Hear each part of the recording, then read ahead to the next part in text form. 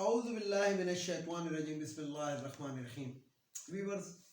السلام علیکم۔ ویورز میں ہوں آپ کا میزبان سید احمد سمیع اور آپ دیکھ رہے ہیں سید احمد سمیع یوٹیوب چینل راولپنڈی اسلام آباد سے۔ ویورز کچھ انٹرنیشنل خبریں بھی ہیں اور کچھ پاکستان کے موجودہ حالات کے بارے میں بھی خبریں ہیں، لیکن سب سے پہلے چلتے ہیں پاک ایران کشیدگی کے بارے میں۔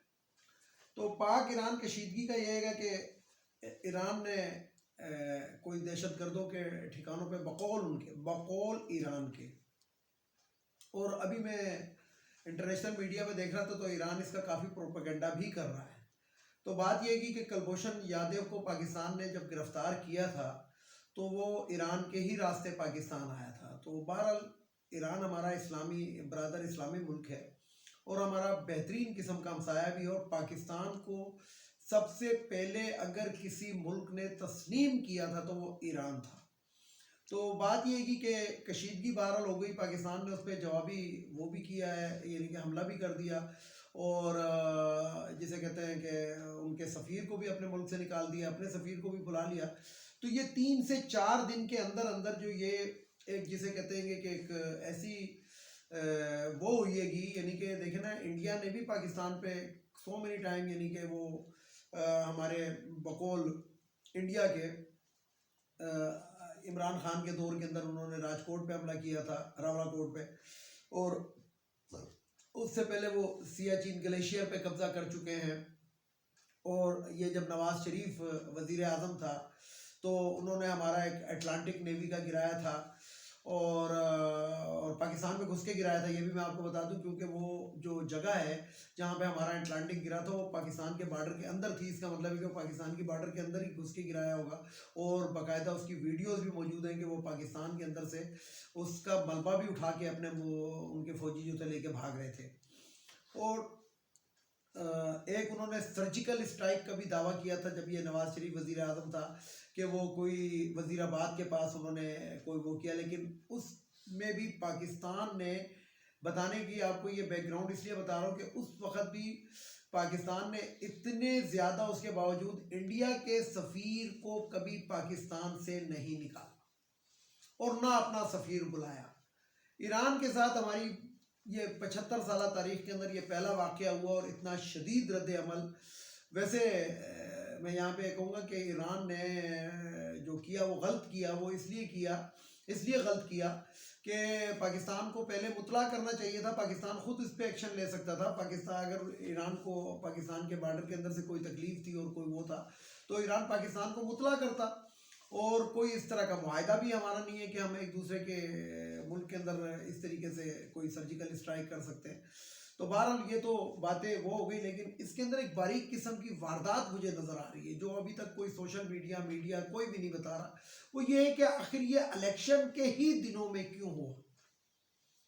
کیونکہ ایک طرف جو ہے الیکشن کی تیاریاں ہو رہی ہیں، اور دوسری طرف سے حکومتی ایوانوں کے اندر، الیکشن کمیشن کے اندر، سپریم کورٹ آف پاکستان کے اندر، بلکہ ہر جگہ سے ایک یہ آواز اٹھ رہی ہے گی کہ الیکشن شاید ملتوی ہو جائے، اور مولانا فضل الرحمان نام کا جو ایک پاکستان میں درندہ ہے وہ تو اعلان کہہ رہا تھا کہ جناب میرے علاقوں میں جہاں پہ میرا ووٹر ہے اس کا ووٹر اب رہا کہاں ہے، کہ وہاں پہ برف باری ہوتی ہے، اس لیے تو الیکشن کو ملتوی کر دیا جائے۔ اس سے پہلے پنجاب اور KPK میں الیکشن ہونے تھے تو 9 مئی کا واقعہ ہو گیا۔ یہ یاد رکھیں آپ کہ 9 مئی کے واقعے کی تمام فوٹیجز تمام میڈیا کے اوپر موجود ہے کہ نون لیگ کے افراد، یعنی کہ سرکردہ لیڈر، وہ جو ہیں GHQ کے اندر اور کور کمانڈر ہاؤس کے اندر لوگوں کو داخل کروا رہے ہیں باقاعدہ اشارے کر کے، اور اندر کی ریزسٹنٹ کو منع کر رہے ہیں کہ آپ کچھ مت کریں، ان کو اندر جانے دیں۔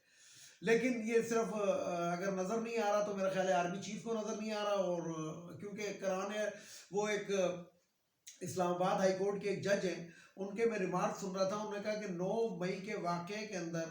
کسی شخص کے اوپر گولی اس لیے نہیں چلائی گئی کہ وہ اپنے ہی لوگ تھے۔ تو اب اس سے بڑی سٹیٹمنٹ کیا ہوگی؟ تو یہ جو باریک قسم کی ایک واردات ڈالی گئی ہے، کیونکہ پاکستان پیپلز پارٹی کے بھی ایران سے بہت اچھے تعلقات ہیں، بلکہ محترمہ نصرت بھٹو کا تعلق بھی ایران سے ہی تھا۔ اور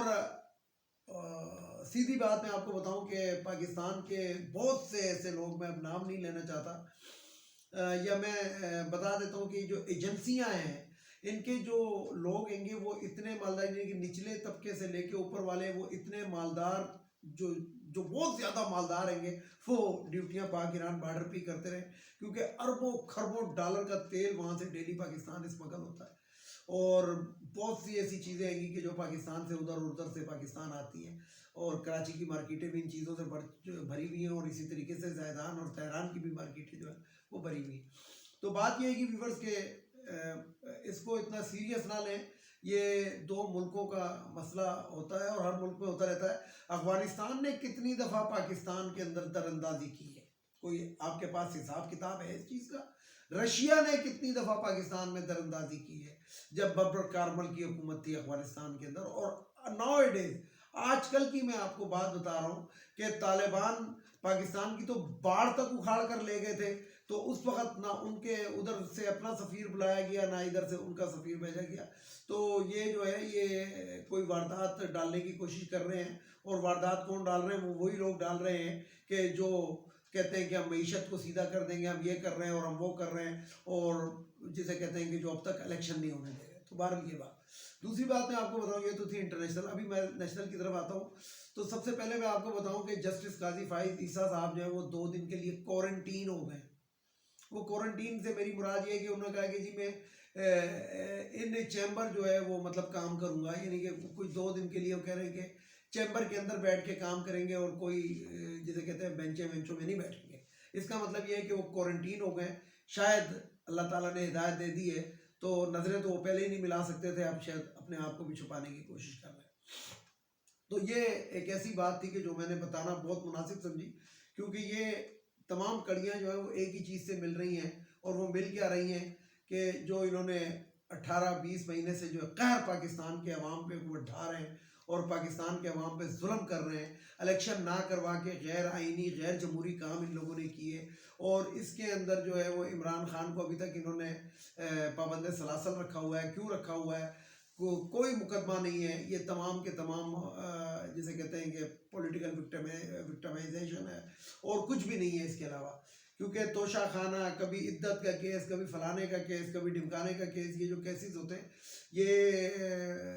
ایسے نہیں ہوتے، اور نہ یہ ایسے ہیں۔ اربوں روپے کی، کھربوں روپے کی گاڑیاں جو ہیں نواز شریف، مریم نواز، آصف علی زرداری وغیرہ توشہ خانہ سے لے گئے، جو کسی قانون میں ہے بھی نہیں۔ گھڑیاں لے گئے، کیا کیا لے گئے، لیکن یہ ایک ٹوپی ڈرامہ کیا گیا اور توشہ خانہ کا کیس بنایا گیا، جس پہ سے ہوا نکل چکی ہے۔ دوسرا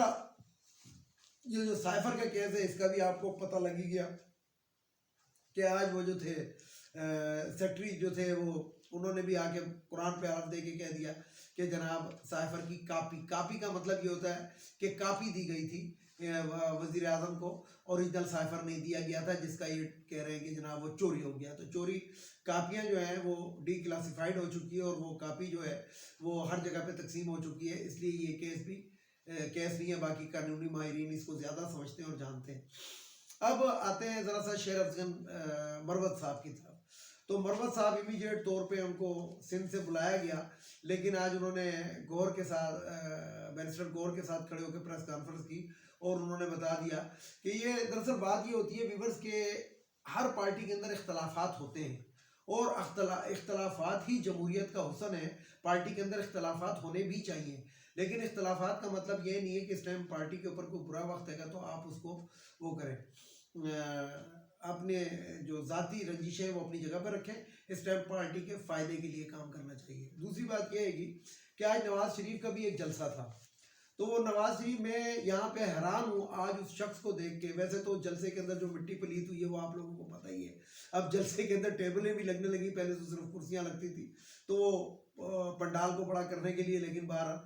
جو مین چیز میں نے عوام کو، اپنے ویورز کو، اپنے لوگوں کو بتانی ہے وہ یہ ہے کہ جس ٹائم اس کی پلیٹلیٹس کم ہوئی تھی تو اس وقت اس کا چہرہ جو تھا دیکھنے کے قابل تھا، جب یہ قطر ایئر ویز کے طیارے میں بیٹھ کے گئی تو آج کس طرح لال پیلا سرخ سفید ہو کے جناب موٹا تازہ ہو کر یہ وہ شخص ہے کہ جس نے اپنی ماں اور اپنی بیوی کی میت کو پارسل کیا تھا، پاکستان نہیں آیا تھا، لیکن شو کے حکمرانی کے اندر، ڈرائنگ روم کے فیصلوں کے تحت اب یہ پاکستان آگے کیسا ہٹا کٹا ہو گیا۔ اور اس کے بعد جو اس کو قاضی فائز عیسیٰ نے جو آکسیجن دی وہ تا حیات نا اہلی ختم کر کے، تو اب یہ آپ دیکھ لیں کہ پاکستان کیا اسی لیے رہ گیا ہے کہ انہی لوگوں کو ہم پہ مسلط کیا جائے. 4 دفعہ ناکامی کے بعد اس کو 5ویں دفعہ ہم پہ مسلط کیا جائے. ویسے میں آپ کی اطلاع کے لیے میں آپ کو بتا دوں، آپ کو عرضاً بتا دوں کہ یہ 1982 سے یہ حکومت کے اندر ہے، اور میں اپنے فیس بک کے اوپر وہ باقاعدہ پوری وہ چیز شائع کر چکا ہوں، بتا چکا ہوں کہ یہ کس دور میں وزیر خزانہ پنجاب تھا، پھر وزیر اعلیٰ، پھر گورنر، پھر وزیر صحت، پھر وزیر، اور یہ مختلف ہر حکومت کے اندر یہ ہو رہا ہے. اور کنٹینیو یہ پچھلے دفعہ تو 10 سال شہباز شریف پنجاب پہ حکومت کر کے گیا ہے، اور اس کے باوجود یہ کہتے ہیں کہ آئندہ اگر موقع ملا تو ہم ملک کی قسمت سنواریں گے. یہ قسمت نہیں سنواریں گے، یہ رہا صحابی لے جائیں گے، یہ میں آپ کو بتا رہا ہوں. تو بہرحال گیم ابھی آن ہے اور ان کے آنے کا کوئی چانس نظر نہیں آ رہا ہے. لیکن میں یہاں پہ یہی بات کروں گا، اور فیس بک پہ بھی چل رہی ہے، کہ اپنی تباہی کے 3 نشان یاد رکھیں، بلکہ 4 نشان یاد رکھیں جنہوں نے اس ملک کو تباہ کیا. ایک ہے تیر، ایک ہے شیر، ایک ہے کتاب، اور ایک ہے لائٹین. ان 4 کو اگر آپ نے اس دفعہ بیلٹ پیپر پہ ہوتے ہوئے ووٹ نہ دیا تو یہ میں بتا دوں کہ پاکستان کے اندر ترقی اور کا دورہ ہو جائے گا، اور آپ کی آنے والی نسلیں جو ہوں گی وہ بڑی آرام سے زندگی گزاریں گی. ویڈیو کو لائک کریں، شیئر کریں، سبسکرائب کریں، بیل آئیکن کے بٹن کو ضرور دبائیں تاکہ میری نیکسٹ ویڈیو آپ کو مل سکے. پاکستان زندہ باد.